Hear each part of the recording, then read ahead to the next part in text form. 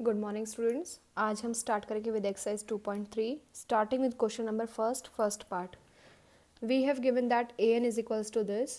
तो हम क्या करेंगे, सबसे पहले हमें देखना है ये मोनोटोनिकली इंक्रीजिंग है या डिक्रीजिंग है, कैसा है फंक्शन, सॉरी सीक्वेंस। तो चेक करना है ए एन प्लस वन और ए एन में क्या रिलेशन है, कौन किससे बड़ा है कौन किससे छोटा है। तो ए एन दिया हुआ है, तो जहाँ पे भी एन था वहाँ पे क्या पुट कर देंगे, अब एन प्लस वन कर देंगे। तो क्या आ जाएगा, देखो इसमें जहाँ पे भी एन था वहाँ पे पुट कर दो एन प्लस वन, तो ये वाली टर्म ये बन जाएगी, ऐसी लास्ट वाली ये आ जाएगी। अब आप क्या करेंगे, दोनों का डिफरेंस निकालेंगे, ए n plus one minus a N. Solve करेंगे इसको, तो देखो ये वाली टर्म इससे कैंसिल, सिमिलरली ये इससे ऐसे कटती जाएंगी, कहाँ तक कटेगी, टू एन वाले तक। मतलब ये वाली टर्म यहाँ पे आप अगर चेक करोगे इससे पहली वाली टर्म तो यही आएगी, ये सब टर्म कट गई है। यहाँ से बचा है वन बाई एन, यहाँ से ये दोनों टर्म है। तो हमने निकाला है a n plus one minus a N, तो this term minus this term ये आ गया। इसका सिंप्लीफिकेशन किया है, एलसीएम लिया है। एलसीएम लेने के बाद हमने चेक किया है कि ये टर्म कैसे आ रही है, minus one upon two N plus one. और एन कैसा है, नेचुरल है, मतलब पॉजिटिव है। नीचे वाली टर्म पॉजिटिव ऊपर नेगेटिव, तो कैसी आएगी ये टर्म, लेस देन ज़ीरो आएगी। तो यहाँ से मुझे पता चला कि ए n plus one minus a N कैसा आया है, लेस देन ज़ीरो आया है। तब इस ए एन को इस साइड शिफ्ट कर देते हैं, मतलब ऐड कर देते हैं दोनों साइड पे ए एन को। तो क्या बन जाएगा, a n plus one is less than a n for all n. Sequence कैसा आ गया, मोनोटोनिकली डिक्रीजिंग, डिक्रीज हो रहा है ना। अब बड़ी वाली टर्म छोटी है पहले वाली से, मतलब आगे वाली टर्म छोटी है पहले वाली बड़ी है, मोनोटोनिकली डिक्रीजिंग आ गया। तो इसके जितने पार्ट है उसमें सिर्फ आपको यही चेक करना है, a n plus one minus a n निकालना है, ये कैसा आता है।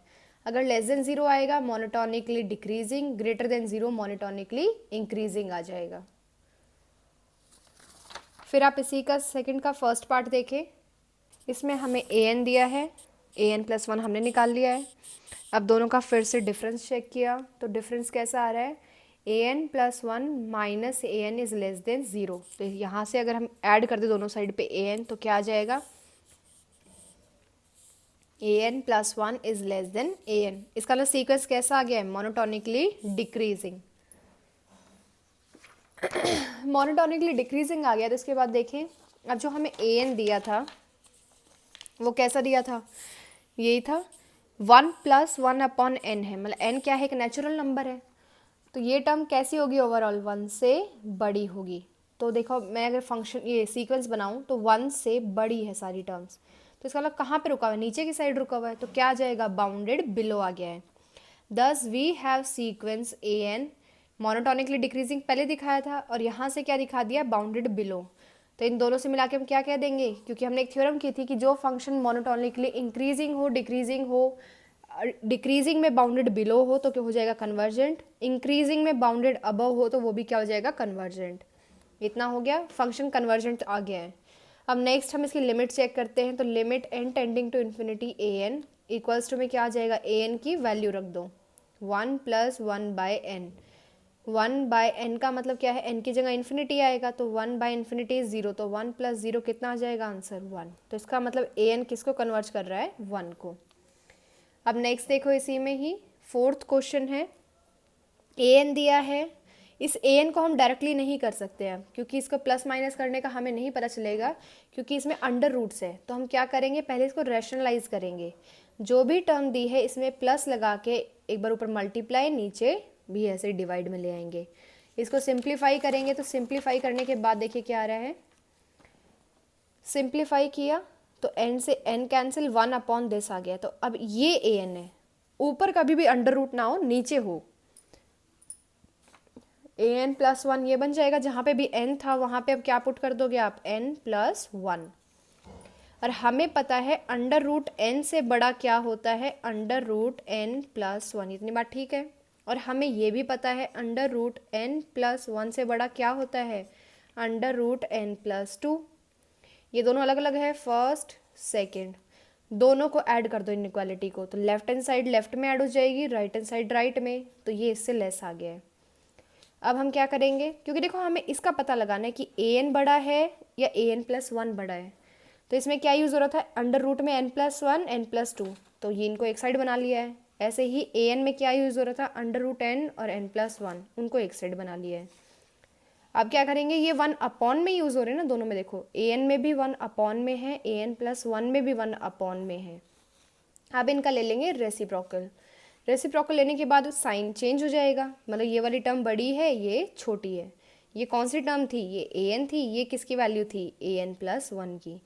इसका मतलब सीक्वेंस कैसा आ गया है, मोनोटोनिकली डिक्रीजिंग। मोनोटोनिकली डिक्रीजिंग बोलो या फिर खाली मोनोटोनिक बोलो, दोनों बातें बिल्कुल सेम है।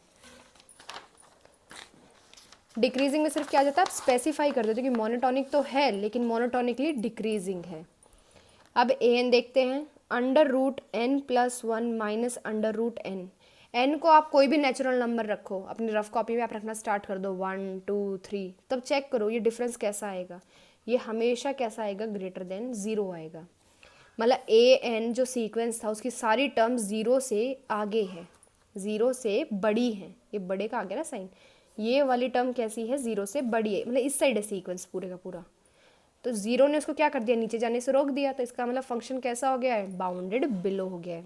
और हमने अभी अभी पढ़ा था मोनोटोनिकली डिक्रीजिंग बाउंडेड बिलो, तो इसका मतलब क्या आ जाएगा, कन्वर्जेंट। आगे वाला भी बिल्कुल सेम है, लिमिट निकाली, लिमिट क्या आ गई, 0। इसका मतलब फंक्शन किसको कन्वर्ज कर रहा है, 0 को। ऐसे ही अब क्वेश्चन नंबर 6 है, इसका फर्स्ट पार्ट देखिए। इसमें दिया है a1√2 दिया है और हमें ये फॉर्मूला दिया हुआ है साथ में। तो अगर हम इसी में n को 1 रखें तो वैल्यू निकालते हैं तो a2 आ जाएगा। a2 की वैल्यू क्या आ रही है, √2 अंडर उसके भी अंडर रूट में 2, इतना ठीक है। अब हमें पता है कि √2 की वैल्यू 1 से तो बड़ी होगी। अब इसमें दोनों साइड मल्टीप्लाई कर दो, 2 मल्टीप्लाइंग 2 ऑन बोथ साइड, दोनों साइड पे कर दिया मल्टीप्लाई। अब देखो अंडर रूट ले रहे दोनों साइड पे, taking square root on both sides. तो ये वैल्यू किसकी थी, a2 की, ये वैल्यू किसकी है, a1 की। इतना हमने प्रूव कर दिया कि a2 बड़ा है a1 से। अब हम लेट कर रहे हैं, सपोज कर रहे हैं कि an+1 बड़ा है an से, ये हमने सपोज किया है, इतना ठीक है। अब दोनों में 2 मल्टीप्लाई कर दो और दोनों साइड फिर अंडर रूट ले लो। पहले मल्टीप्लाई करेंगे 2 multiply 2 and taking square root, तो ये मिल गया। ये वैल्यू किसकी है, an+2 की, ये वैल्यू an+1 की। इसका मतलब n+1 बड़ा है an से, और an+2, क्योंकि ये तो हमने लिया था, लेट किया था ना, ये तो देखो सपोज किया हुआ है, तो इसको प्रूव करने की वजह से क्या आ गया कि ये भी इससे बड़ा है। तो हमने यूज़ क्या किया, देखो अब यहाँ पे मैथमेटिकल इंडक्शन यूज़ किया है। एक के लिए हमने प्रूव किया, फिर हमने सपोज किया, इसका यूज़ करते हुए हमने इसको प्रूव किया। मैथमेटिकल इंडक्शन में आप यही करते हो ना, n=1 के लिए प्रूव करते हो, n=m के लिए लेट करते हो, और n=m+1 के लिए फिर इसका यूज़ करके प्रूव करते हो। वही सेम इसने किया है, मैथमेटिकल इंडक्शन का यूज़ कर लिया। तो देखो हमने दिखा दिया है an+2, मतलब जो आगे वाली टर्म है वो पीछे वाली से बड़ी है, मतलब a2 बड़ा है a1 से, a3 बड़ा है a2 से, a4 बड़ा है a3 से। तो इसका मतलब फंक्शन कैसा आ गया है, मोनोटोनिकली इंक्रीजिंग, इतना ठीक है। अब आगे देखें, a1 की वैल्यू क्या थी, √2। ये √2 कैसा है, 1 से तो बड़ा था लेकिन 2 से छोटा आएगा। तो अब हम सपोज कर रहे हैं कि an <2 है, तो n+1 क्या था हमारे पास, √2n, यही फॉर्मूला दिया था। तो ये an की वैल्यू 2, ये 2 से लेस है, तो अगर an की वैल्यू यहाँ पे रख देंगे तो क्या आ जाएगा, 2 × 2 दैट इज़ 2, क्योंकि √4 आ जाएगा। ये लेस देन का साइन क्यों आया है, इसकी वजह से आया है कि an की वैल्यू पुट की है ना, तो an लेस है 2 से, इसलिए। तो अब 10 यहाँ से हमें क्या मिल गया कि an <2 इफ़, यहाँ पे इफ़ लिख लो कि अगर ये इससे छोटा है, देन हमने क्या प्रूव कर दिया कि an+1 भी कैसा है, 2 से छोटा है for all n।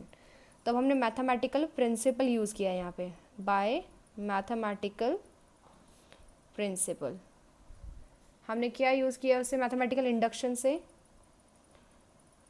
Mathematical induction से हमने पहले लिया a1 को लिया था हमने, देखो यहाँ पे दिखा रही हूँ मैं, a1 <2 था, प्रूव किया, देन हमने लेट किया है ए एन लेस देन 2 है, फिर हमने प्रूव किया है कि ए एन प्लस 1 भी लेस देन 2 है। इसका यूज़ करते हुए यही क्या होता था, हमारे पास मैथमेटिकल इंडक्शन के स्टेप होते थे।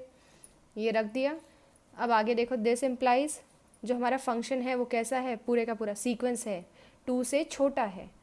2 ने उसको मतलब ऊपर की साइड रोक दिया है, तो इसका मतलब फंक्शन कैसा हो गया है, बाउंडेड अबव हो गया है, कि 2 से आगे नहीं जा रहा है कोई भी इसका एलिमेंट। a1 लिया, an लिया, an प्लस 1 लिया, कुछ भी ले रहे हैं, वो कैसा हो रहा है, 2 से छोटा है। अब हमने फंक्शन कैसा दिखाया हुआ था, an मोनोटोनिकली इंक्रीजिंग और साथ में बाउंडेड अबव। तो यहाँ से क्या आ जाएगा कि an कैसा है, an कन्वर्जेंट है, क्योंकि जो फंक्शन जो सीक्वेंस मोनोटोनिकली इंक्रीजिंग हो और बाउंडेड अबव हो वो कैसा हो जाता है, कन्वर्जेंट। कन्वर्जेंट तो हो गया, अब इसकी लिमिट निकालनी है कि कन्वर्जेंट तो है लेकिन ये किस पे कन्वर्ज कर रहे हैं। तो उसके लिए देखिए अब हम क्या करेंगे, लेट कर लेंगे limit of n tending to infinity A N is equals to l, कि l है।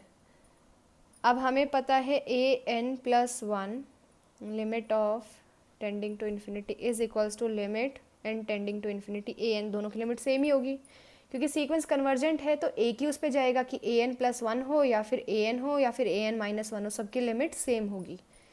तो अब क्या करेंगे, इसका फॉर्मूला पुट कर दो जो दिया हुआ है हमें क्वेश्चन में, a under the root 2 a n, यही दिया था, इसकी वैल्यू पुट की है, यहाँ से लिमिट ये आ गई है। स्क्वायरिंग ऑन बोथ साइड, तो क्या आ जाएगा, limit N tending to infinity, यहाँ पे तो स्क्वायर रूट कैंसिल हो जाएगा और इस साइड पे स्क्वायर रूट मतलब स्क्वायर आ जाएगा। अब हमने लेट क्या किया हुआ है कि इसकी लिमिट क्या है, एल, पुट कर दो पूरे में, 2l is equals to L square, की इसकी लिमिट क्या थी, एल, ये क्या हो जाएगा, एल स्क्वायर। एल से एल कैंसिल, या फिर कैंसिल नहीं करें आप, इसको सॉल्व नहीं करना प्लीज़, मैं बताती हूँ कैसे करें आप।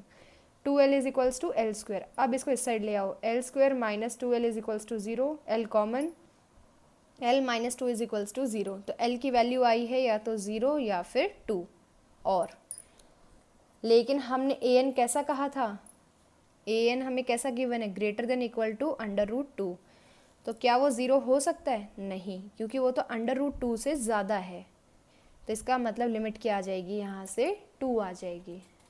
क्वेश्चन नंबर 7 भी बिल्कुल एग्जैक्टली सेम है, आप ट्राई करें। क्वेश्चन नंबर 8 भी सेम पैटर्न पे है। अगर आपने क्वेश्चन नंबर 6 कर लिया है तो 7th 8th बिल्कुल सिमिलर मैनर में चलेंगे ये। आप यहाँ तक के क्वेश्चन ट्राई करें, बाकी हम नेक्स्ट वीडियो में डिस्कस करेंगे।